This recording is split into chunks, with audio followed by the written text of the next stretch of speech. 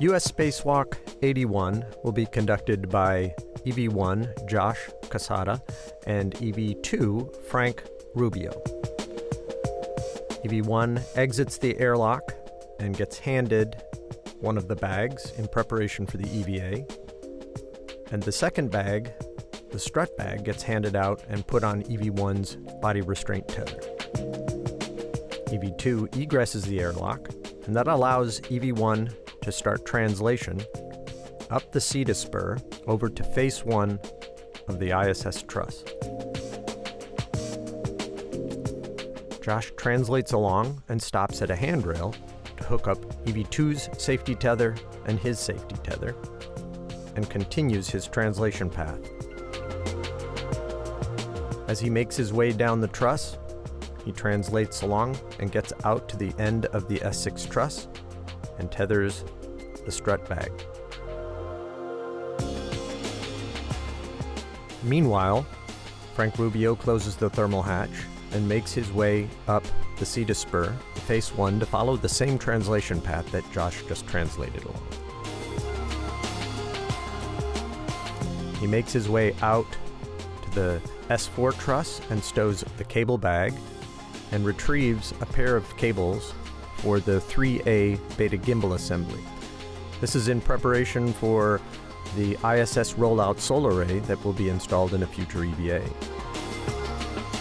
He hooks them up on the mounting bracket, routes one on the right side and tethers it off, and then routes the one on the left side.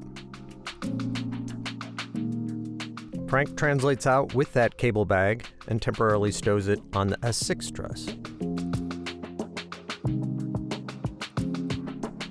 Meanwhile, Josh climbs up onto the 1 Bravo BGA and drives the H fixture bolts. This is in preparation for installing the mod kit assembly. When Josh is finished at the beta gimbal assembly, he leaves and joins Frank on the truss and starts assembling the upper triangle. They take the pieces out of the strut bag and bolt them together into a triangular pattern.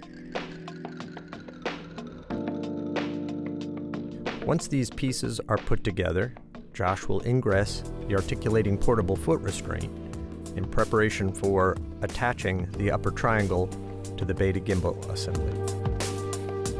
Frank hands the triangle up to Josh, and Josh installs it with his pistol grip tool.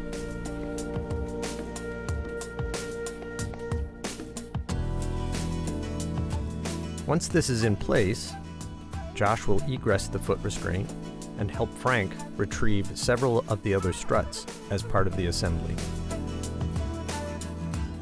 Frank will get into position and hand one end of the lower strut up to Josh and get into position to drive his bolt.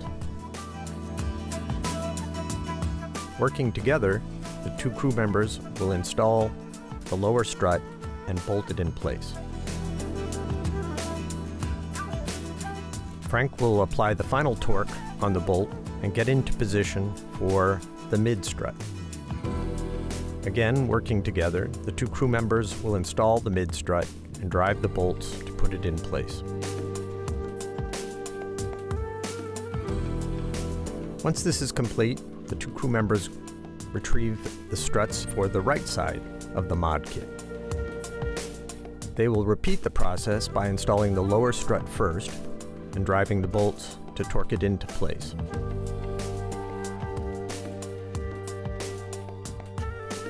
The 2 crew members will follow that up with the right side mid strut, working together to get it into place and driving all the bolts.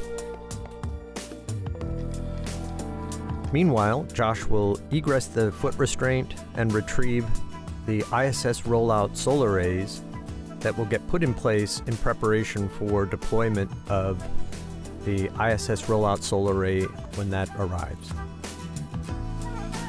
This is very similar to what Frank did earlier in the EVA, where he'll take one of the 2 cables and route it over to the right side and tether it in place. And then he'll do the same to deploy the cable on the left side.